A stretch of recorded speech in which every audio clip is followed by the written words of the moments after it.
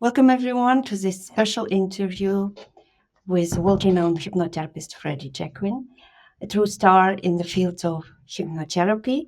We will dive today into the world of hypnotherapy techniques, original Freddy's techniques. And so be prepared to uncover some secrets about human mind. Freddy, can you share with us what inspired you to become a hypnotherapist? I've got 4 sons, and I've always been interested in, how good we could be physically. I've always been interested in sport and keeping well. But I've also known, especially when my older boys were young, it became apparent that, physically we're limited, whereas mentally we're not. And so I've always been interested in the mind and how good we could be and how we can improve our mind. And then back in the early 1990s, I just saw an advert for hypnotherapy classes. Successful Hypnotherapy, that was the name of the actual training. And I just thought I'd go and see what it was all about, just out of curiosity, really. So I did the training, and I have to say it wasn't the best training, looking back at it now, from where I am now, but it got me into it. And I got back, and then my son said, "Oh, can you help me lose some weight?" And I did that. And a few other people asked me, and I thought I loved doing this, and I had a sales company at the time. So I got an office and I started doing hypnosis kind of part-time. And then I thought, I love it so much. Why am I doing anything else?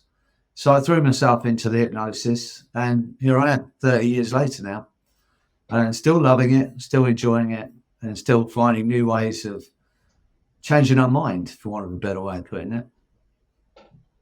Wonderful. And did you have any mentors? From whom did you learn? Who influenced your hypnotherapy style? I came into this, as I said, from a sales point of view, from a sales background. So I was never into psychology or any of that kind of thing, other than from how do we influence people. And so I did that course, as I said, and it wasn't very good. It was really based on, it was called hypnoanalysis, which is kind of the forerunner of regression to cause.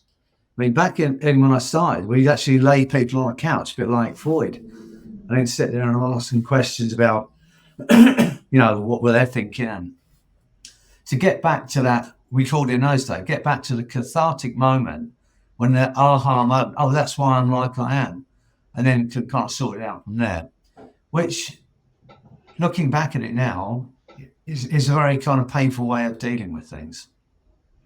So I as soon as I did the course and I came out of there and I started seeing people, the book that I read was about Milton Erickson, and I think it was Hypnotic Language Patterns of Milton Erickson, Volume 1, I think it was, written by Bandler and Grinder, who were the forerunners of NLP. So from that book, it led me to reading a bit about NLP. There was a couple of really good books at the time. I think it was Transformations and Frogs into Princes. They're both really good books. You can get hold of them now. And that was back, they'd been written in like the 1970s, 80s by Bandler and Grinder. So I read those books. And from there, I really put my own things together. And that's where I'm working now. But I didn't really have a mentor as such, someone, a real person as such that I was working with. It was always, what I'd read about Erickson. And Erickson work made sense to me because he was what I suppose we'd call a forward-focused therapist, where, you're looking to see how people want to be rather than why they are like they are. Mm-hmm. And I say it to my clients as well. I say, it may be interesting to know why you are like you are, but we have hypnosis, so it's really no consequence. We have a tool that can help people move from where they are to where they want to be very quickly. So most of the things that I've developed have been in that way, really. And what inspired you to develop your own techniques, like the arrow technique? I don't think I ever set out to develop something. It's just the way my mind works, and especially the arrow technique. I'd actually suffered myself for a long time from what's known as kidney stones, and they're very painful. And before I did any hypnosis, when I was in that pain, waiting for medication, because I'd have to go to the hospital when I had those kidney stones to get medication, I would go to a very strong memory.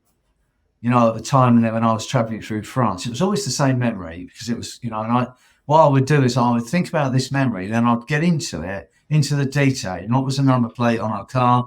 What was what were we eating? What was the scenery? And the more I tried to dig into the detail, the kind of further away I got from the here and now, if you like, dissociated from the present. And I got to the point where I could actually step back into that memory. And when I was in that memory, looking back to now, if you like, I could, for that period of time, be free of the pain. But it was hard to hold that for very, very long. So there was that, and reading about Erickson and his idea of using the pain itself as the focus of attention to draw people into hypnosis. So I was working with a group of smokers, actually.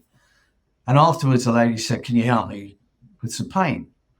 And I hadn't done anything up to then, so I thought it was beyond my remit, really. But then I thought, well, I can put these two things. I had them in my mind. So there was another lady there. So they both stopped after the session. And I just ran what we now call the arrow technique. It was basically using dissociation and focus of attention. And it worked really well. So I've never set out to develop anything, but things occur to me. Sometimes, I'm sure it's the same for a lot of people, I wake up in the night with an idea. It's like when I'm in that deep sleep, my unconscious mind is going through all the things I can do and change. And I wake up in the morning with an idea, and I think, well, I'll try it. And generally not on my clients, on some friends, I'll try it out on. So that's how it's developed, really, and that's how my mind works. And because I've worked with over 35,000 clients face to face. That's in the same room, not on Zoom. I think I've learned a lot from my clients, the things that work, the things that don't work. And I've tried to, as much as I can, cut out as much fluff as possible, the things that are just there for fillers. So it gets down to the nuts and bolts, the bones of what actually works. And that's why the things that I've developed are very simple, really. I think they're very easy to learn techniques, and they're very powerful. Okay, so could you tell us more about your techniques? Well, the arrow technique, as I said, we started off as a technique for chronic pain.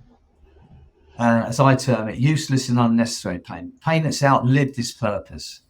It's just things like arthritis or cancerous pain or migraines, things that are no longer protecting us, but there's still a remnant of that pain left in our body.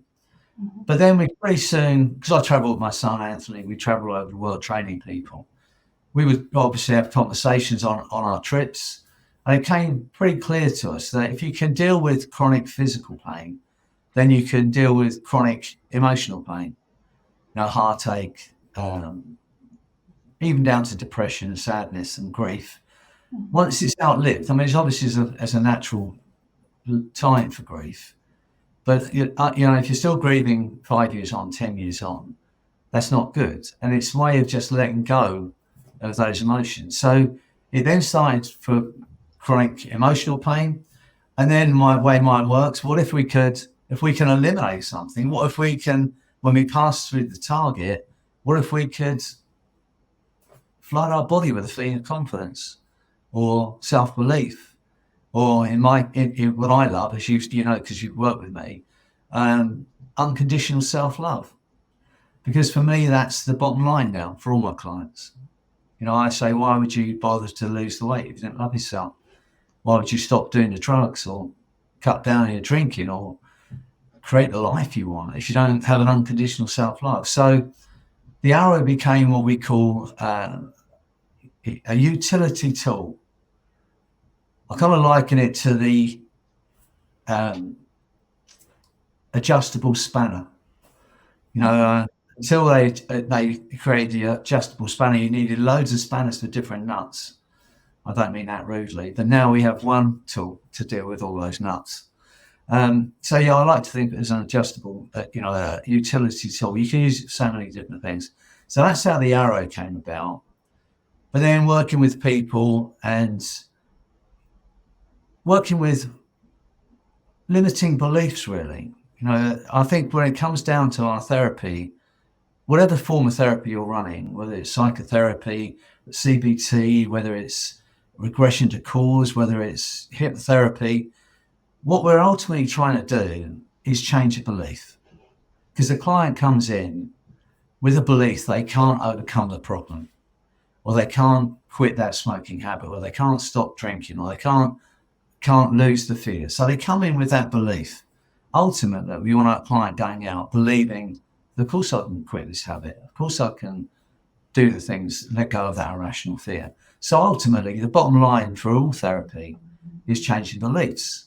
So I looked at most of our beliefs, and one of the sad things about us as human beings is that most of our beliefs, who we are, what we can, what we cannot do, most of those beliefs were created by a child under 7, which is a pretty scary thought, really, because you wouldn't have a like a 5-year-old daughter of yours making a lifelong decision about who you are or what you could do.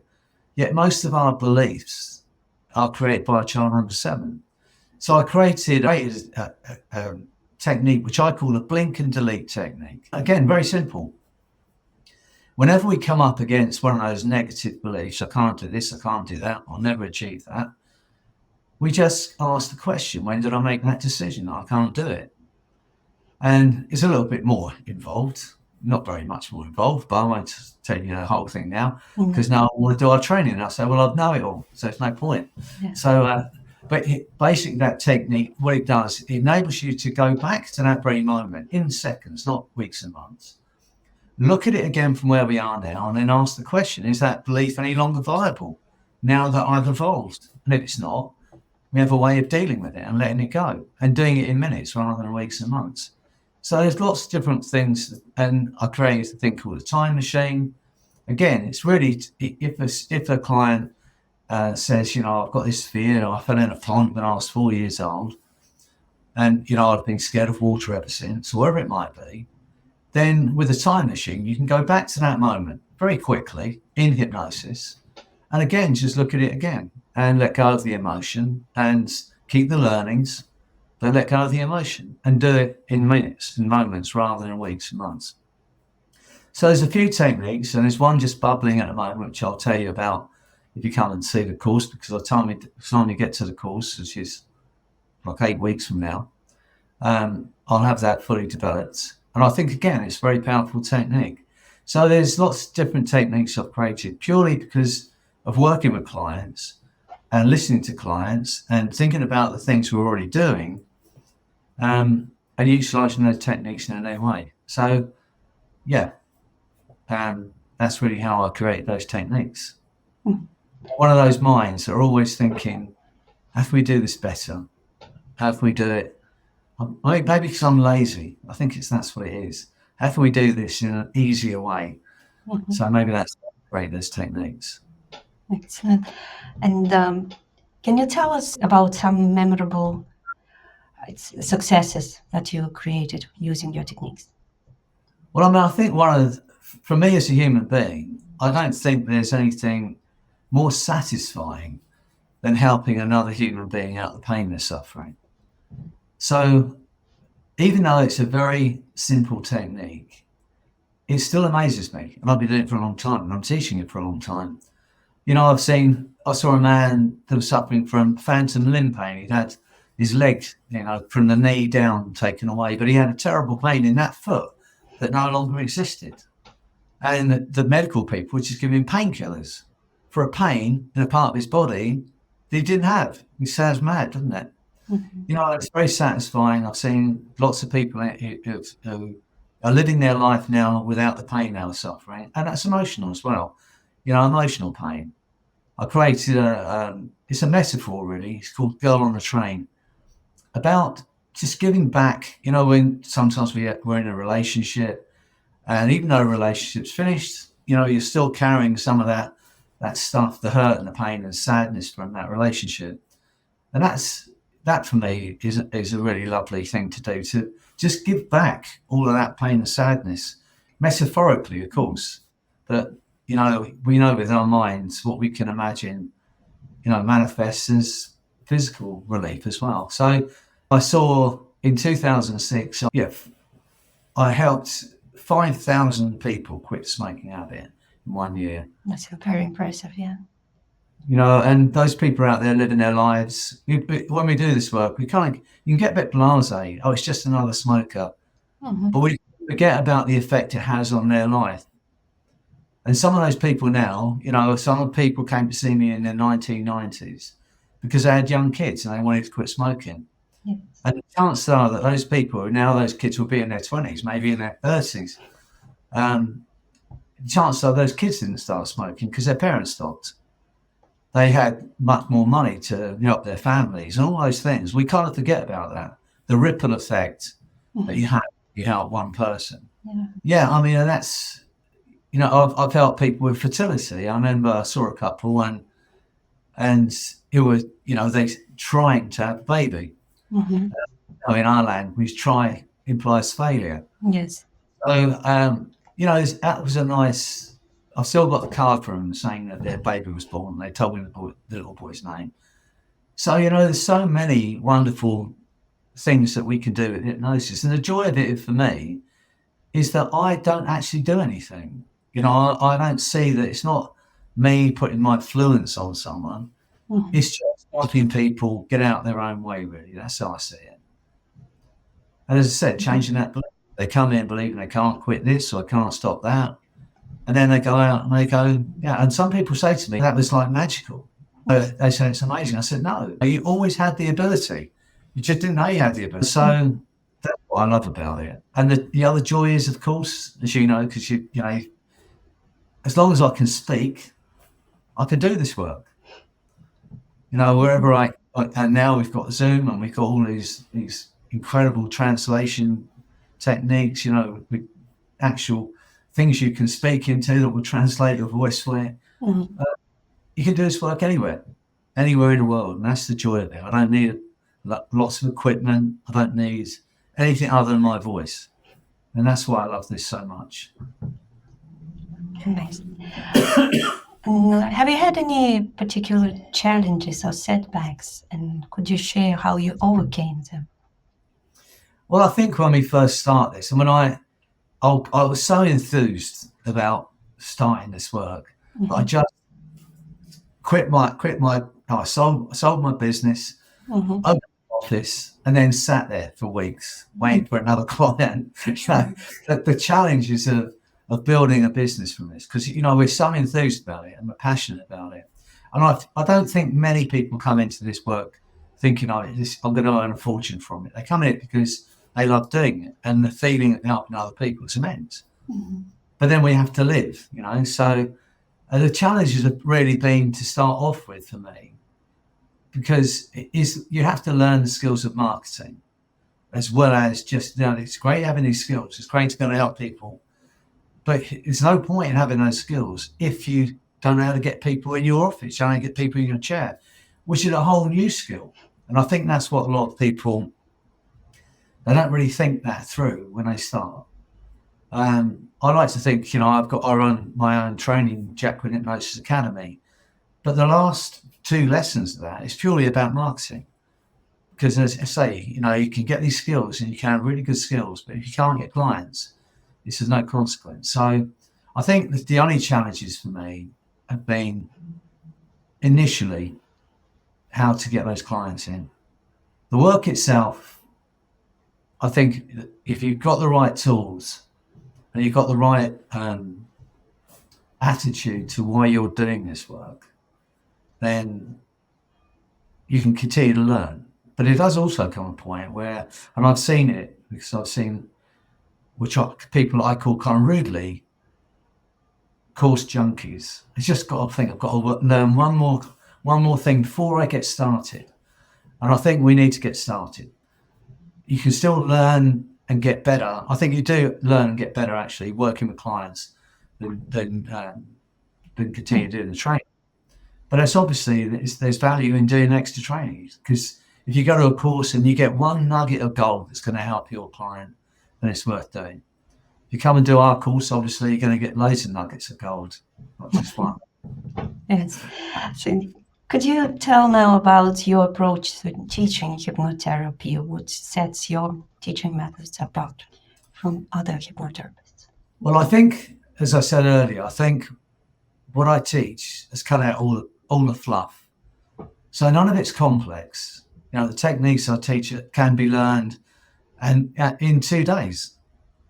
And I know that if I have 2 days with somebody, even if they've never done any hypnosis before, they will learn how to hypnotize, and they'll learn how to help people out of pain, fear, anxiety, and negative habitual behavior, and also how to tap into all their own powers in a way of confidence, self-esteem. So my methods of training are very simple. The first thing we do is teach people how to hypnotize, and that's not difficult. You know, I think people think that's got to be really complex. How do I hypnotize people? But once you realize that we're being hypnotized all the time, everyone's a hypnotist, they don't know they are, or they're a self-hypnotist, you know. If you think about most of your limitations, you weren't born with those limitations. Someone at some point suggested that you can't do this or you can't do that, or it was self-suggested, I'm never going to achieve it. So teaching people what hypnosis is important. And it's only ever going to be my opinion if I'm teaching people, because everyone speak to a million hypnotherapists and all have a different idea of what hypnosis is. But for me, I do believe it is an altered state. But I believe we can induce that state very easily. And once you're in that altered state, the conscious part of our brain, the part that believes it is us, for a moment is out of the way. And your unconscious mind, which is everything else, that's monitoring your heartbeat, your blood pressure, your body temperature, that's keeping you safe and well from the moment you're born to the moment you draw your last breath. Your unconscious mind is never off. It's always there. Whereas when you sleep, your conscious mind goes to sleep for a while. But your unconscious mind is always working for you. So that unconscious mind goes, right, what do you want from me?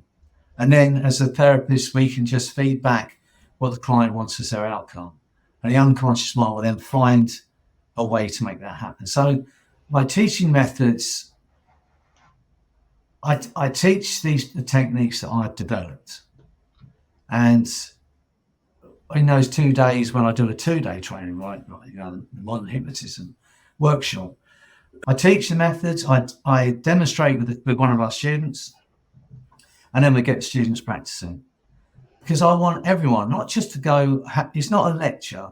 I don't want those 2 days, you know, when I do this, any course really, I don't want it to be a lecture and you sit there and you listen to me speaking. I want it to be interactive.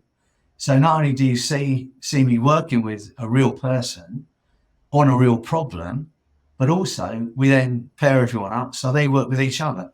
So they get used to doing that. And I think that's why those 2 days are really effective. You go off there knowing you can use these techniques.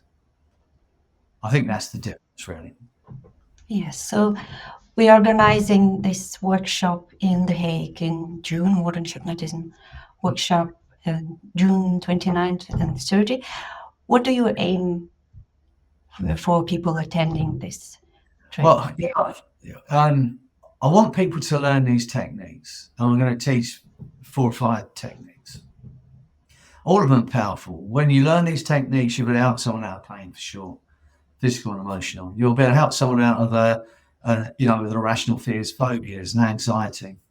You'll be able to help people overcome negative habitual behaviors, things like smoking, cannabis, even cocaine, nail biting, all those negative habitual behaviors.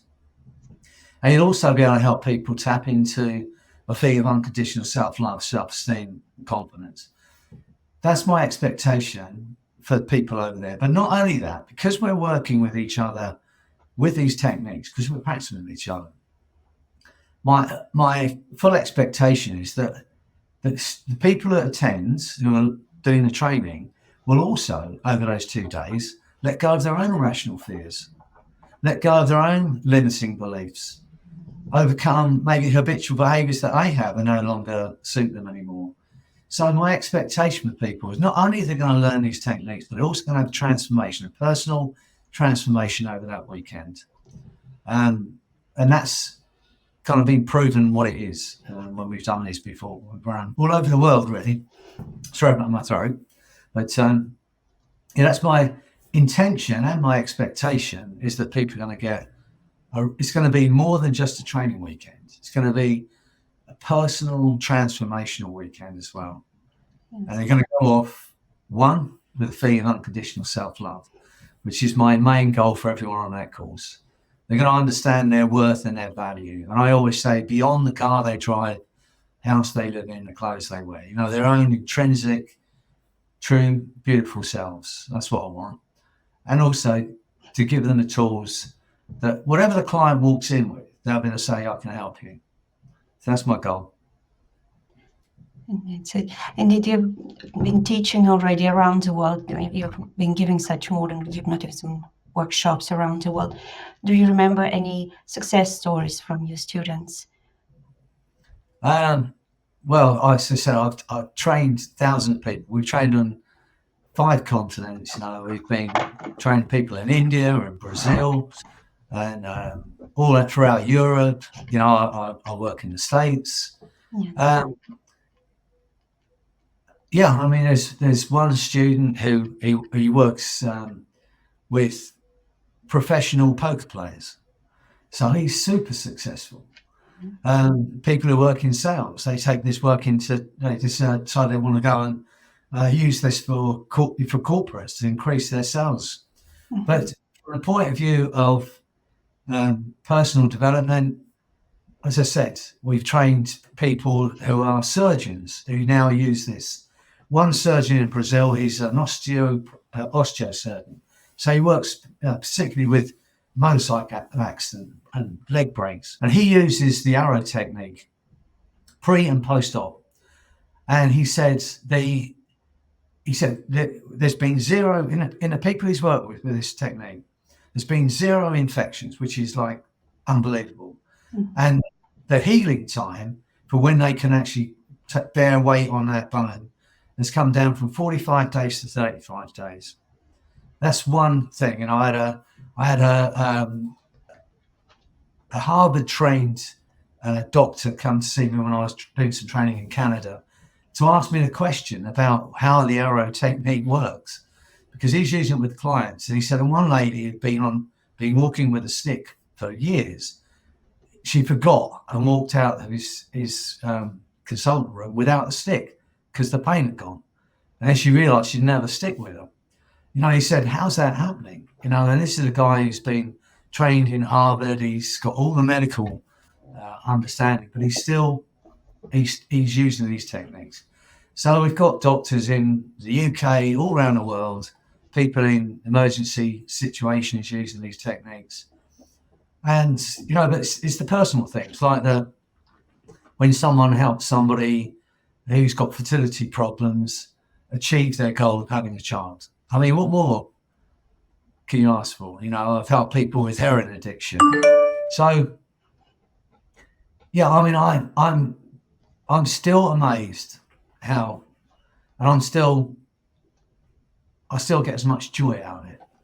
Yes, it's very unbelievable stories when one watches some testimonials from your students, from people who took your training, how they get rid of pain, which they had for many years, chronic pain, and just in 5 minutes they get rid of it.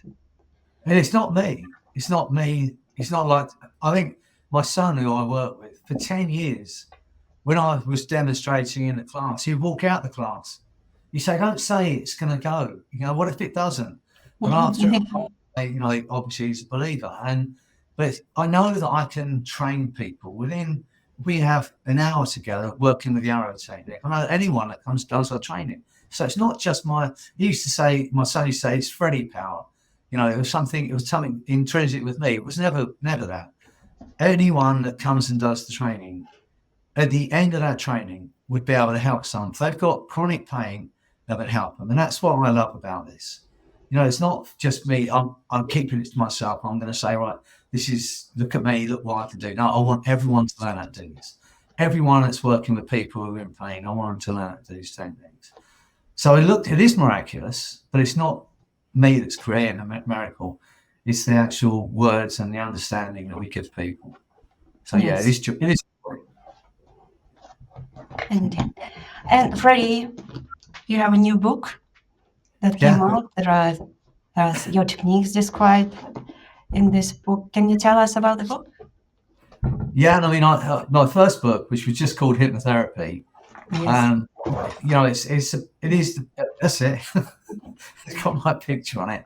It's probably put you off. That's kind of one of the best-selling books on hypnotherapy. But then my beliefs, not my beliefs haven't changed, but my understanding has changed over the years since I've written that book. And there are simple understandings that I thought I need to get out in another book. And I called it The Exquisite Art of Hypnosis Beyond Techniques and Protocols. What is it beyond the actual words and the techniques? Because I think many people, especially some schools, they give people scripts. And I'm not against scripts. When you start out, we need some words. But I think a lot of students think, I'm just going to read these words like it's a spell. But what is it beyond the techniques and the protocols that make you truly effective? And what I've tried to put in that book, but in fact, I believe I put in that book, is my answer to that. And because I'm lucky enough through my travels to have met some incredible hypnotherapists around the world, I reached out to a few, and they're in that book as well. There's chapters by Mike Nandel, by Laurie Hammond, by James Tripp, Rob de Groof, wonderful people that I've met. And there's one page, the guy who does my marketing, Kev, he's written a chapter as well on how to create the business you want at the end. And, I'd like to think that what I'm teaching and what the students are getting from it, and I use these words at the end of when I'm working with hypnotherapists. I say, being able to create the life that you want by helping others create the life they want. I mean, what better way of creating the life you want than helping others create the life they want? And so my book, like with my work, my intention is always that the client or the reader gets the outcome they want. I'd like to think that someone who's never done a hypnosis before could pick up that book, and if they read it and they understand how hypnosis works and they look at the techniques, they'll be able to do that just by reading that book. I mean, I remember quickly when I first went to Hypnothoughts Live, which is the biggest conference in the world in Las Vegas. It was 2018, and I was walking towards the conference, and a man stopped me, and he said, "You're Freddy Jacquin." I said, "Yeah," which was strange. I was on the other side of the world. He said, "I bought your book." I said, "Thanks." He said, "My mum has been in pain for 20 years." He said, "And I've ran the arrow as you describe it in that book." He said, "She's out of pain. Thanks very much." So if one person reads my book and helps someone, but I'd like to think more than one person's read it. And so, that's my goal. And it's my goal with that book. It's my goal with my training. Yeah. To share this. I'd love everyone to learn how to do some hypnosis. Yes, and I read your older book before I came to your workshop in Ireland this year in January, and I found it very helpful to know already the techniques that we've learned, we've practiced intensively, we watched you demonstrating them, seeing the results live, how you create them. And so it's very helpful to know a bit. It's not, of course, not necessary, but those who consider coming to the course can. It's the Hypnotherapy book's out as an Audible book. And I think the joy of the Audible book is because you can experience the techniques for yourself. You can read in the book, you can read it. Yes. But in the audio book, you can actually go, "Okay, I'm going to listen to this." If I got pain, I'm going to listen to the arrow technique and run it through myself. And you can see from that if it works for you, and if it does, then I know it is going to. And then you can think, okay, well, it works, and I'd like to learn how to do it. And yes, you can learn it from the book, but as you know, it's never as good as the real thing. So come and do the trick. Yes, to be in that group, the energy was so high in what you told that you aim to increase the self-love, unconditional self-love in every participant, and one feels it, and the energy of the group is just incredible. It's a Well, that's my amazing experience. because I love it. It's not it's not a job. I kind of jokingly say I qualified as a hypnotherapist in the early 1990s, and I've never worked since. And that's how I feel about it, really. I love talking about this. I love teaching it. As I said, I want as many people to know how to do it. So if you've got someone you love in pain, I'd love to be able to, people to be able to say, okay, well, let me help you. And that's my goal. So, yeah, I'm glad you enjoyed it. Yes, I did. That's why I decided to host your workshop in The Hague. And so, final question. What advice you would give a person who considers joining the workshop but is still not sure? Well, I mean, I think for one, it's very inexpensive. The skills you're going to get over those 2 days are going to be lifelong skills. And whether you're a hypnotherapist or whether you're someone who just thinks, I'd like to change my own life, yes, okay, but it's still money, still cost. But compared to what else you could get for that, a new suit, a new dress, that you're going to be wearing 3 or 4 months from now. You're going to take away skills from that. And if you wanted to, I mean, if someone said, I'd really like to have a different career, maybe even a part-time career. After those 2 days, you have the certificate, say you've done that modern hypnotism workshop. You could go out and you could start helping people and you could start earning a living. And if you decided to do that, even at the most basic kind of pricing that people are charging to help people overcome fear, 2 clients pays for that weekend. And so, that's my thinking on it. It's if you're interested in helping people, my question would be, why would you not do that course? Why would you not do it? And even if you've got skills already, and you're thinking to yourself, I know, because I'm seeing so many people that do these courses and they come and see me and say, I'm not sure whether I can hypnotize even. Yes. I'm not. They're sitting there, but I'm not sure I'm hypnotizing. No one's going off that course without the belief that, I've just hypnotized someone and I can hypnotize someone anywhere. So that's the goal of that course. Teach people some new skills, but more than anything else, give them the confidence to go and use this wonderful tool we call hypnosis. Also experience this raise in confidence. Thank you very much, Freddy. You're a very inspirational person, and your expertise, your passion for hypnotherapy is very inspirational. Your techniques are amazing. Can I just say, there is nothing I can do that anyone else can't do. That's my goal, as I said, is to help as many people as possible. That's a bit more of a way of putting it. So I appreciate you asking me along. Thanks. Yes, thank you very much. Yes, indeed, you put all your efforts and get amazing results in teaching others and making them confident. In The Hague, come and spend those 2 days with me and Olga. Yeah. Learn some great skills. Have a great time, and it's bound to be fun, honestly. Yes, join us if you have the possibility. Join us. Yeah. Okay, thank you for your interest in the human mind and hypnotherapy, and we see you next time.